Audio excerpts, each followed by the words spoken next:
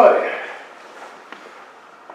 just stick up your hand if this is your first time at Toastmasters.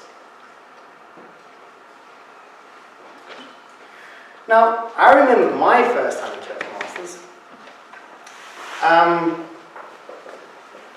Now, weirdly, it actually had nothing at all to do with Toastmasters. I remember it very vividly because I was, I was planning on seeing a very gorgeous lady, and a couple of weeks later, it sort of fizzled out. However, those first few weeks were really good, and that was my first time. I don't actually remember much about what Toastmasters taught me, largely because I was on my phone the whole night. But I still decided to join up. This was the early days. It's 2017. Shows you how long it's taken for me to get to this stage of actually completing this pathway. I actually started, and we had this confident communication manual, and we had a leadership manual. And then they rolled both of those into the pathways. So the confident communication manual was pretty simple. It was 12 speeches, and each speech was focusing on one particular point. So again, one was vocal variety, one was structure, one was body language, la-di-da-di-da-di-da. And it was pretty simple because obviously when you're relatively fresh, you want to try and put a lot of impetus into one factor, which you're then going to go and once you've done your 12 speeches, then you're going to do that.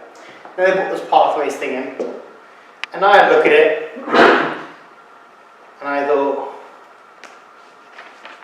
this is garbage. Seriously? This will take me years and years and years to complete. Sure enough, I was right. It took 6 years.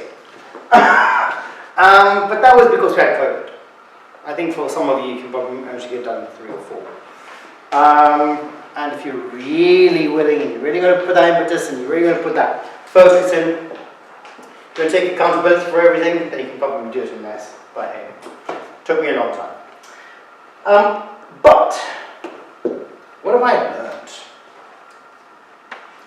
So obviously 6 years is a long time. I've gone through 3 jobs in that period of time, and obviously a couple of relationships.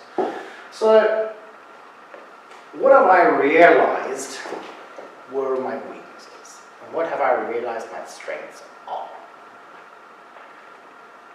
If you asked me this question when I started, I'll still tell you that it's still something which I have to work upon, but Toastmasters has definitely helped me a lot on, which is structure.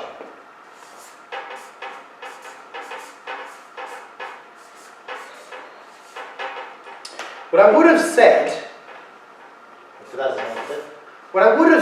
was one of my strong points was my body language. Because I'm always quite good at going and portraying what I feel. Strangely, now I've realized that that's actually one of my weak points. Because for many of us, when we're under really difficult situations, we lose our structure and we lose our cool and we snap at people. I've got a boss I had a boss who is rather vocal and will literally be a bit like that Travis bloke who's, with Taylor Swift. And occasionally will literally go and scream and shout at you. And when I started 6 years ago, I wouldn't have taken that. I would have gone and just turned straight round, as I have done in my previous jobs, and shouted right back at them. You give to me, darling, throw the ball, I'm going to bat, and I'm going to swing like hell. What I realise now is that I can take it. When people are unprofessional to me and they say really nasty things and they're trying to undermine me, they go and they do that niggle, niggle, niggle, niggle, niggle. That passive aggressive bit, where they're trying to go and break you down. I've learned over the past 6 years, and through all these features, the whole moment. Shoulders back, jaw down, big breath. Right. You learn that very early on. But you can always do better. I had one where my boss was screaming at me, and I was at home, so it was on webcam, and I literally just went, and obviously I've got my camera on because that's what you do. I literally just went and I did that. I went.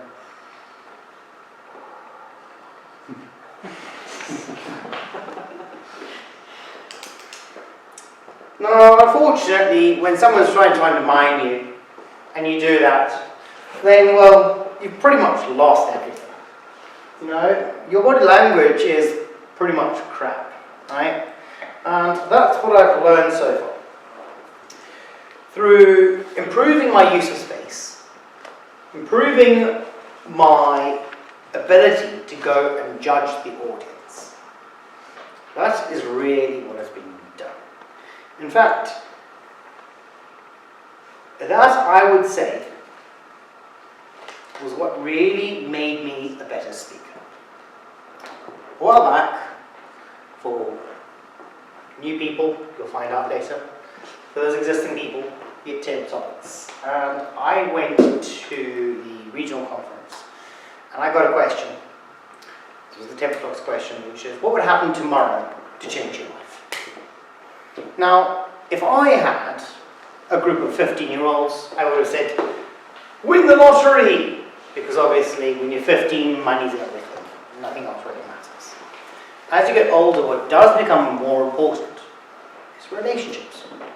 And that was effectively what I did in internet. So, my structure is still a little bit weird, right? Because I do still dart about it.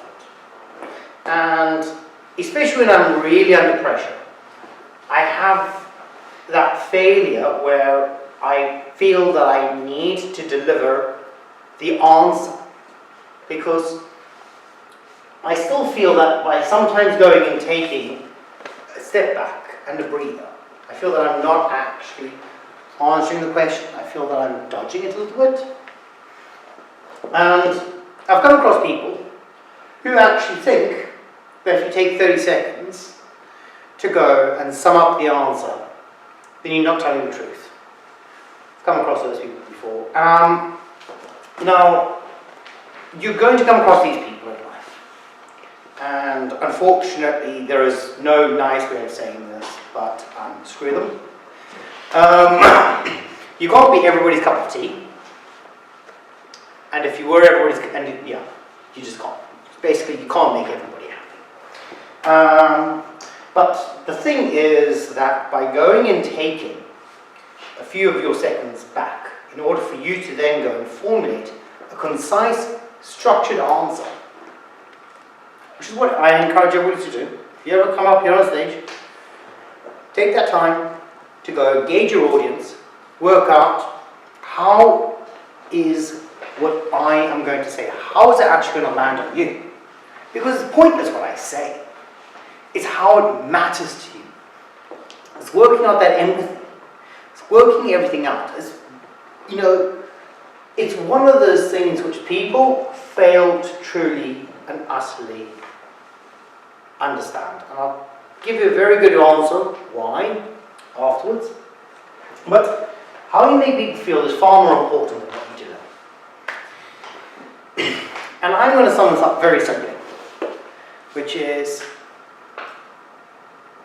making people feel good, talking absolute nonsense, and making lots of money, right? If you go and you say that to your mom's going to be like, well, you know what? That's not possible. Talking nonsense, you know, and making money, that doesn't really work. Well, unfortunately, your mother's wrong, because some of the richest people do that, and they're called politicians. And that's precisely it. By having a nice, laid-out aspect, and improving every single time, and working out, even when your strengths become your weaknesses, because you've accomplished so many of your weaknesses, that the only thing you've got to do then is to sharpen your strengths. That is what I have learned over the past 6 years. And I have to say thank you very much to Toastmasters for that. Because, yeah, it's been a long run, and I don't know if I want to finish the next pathway. I think 6 years, probably not. Pretty amazed I managed to finish this one. But it's been a long run, it's been a great run, and you know what? Thank you all for the ride. My mother lives in New Zealand, and before I finish it, I'm going to end on a little story. Which is, the flight was 2 hours late in taking off. And the pilot went and said exactly that. He went and he said, "Ladies and gentlemen, we're flying from Amsterdam to Hong Kong. It's 16 hours on our flight. We're 2 hours late. Please don't phone your loved ones saying, 'Oh, I won't be there at the airport.' 16 hours. We've got plenty of time. We'll make it up on the run. Good luck, buckle up, and enjoy the ride." Thank you.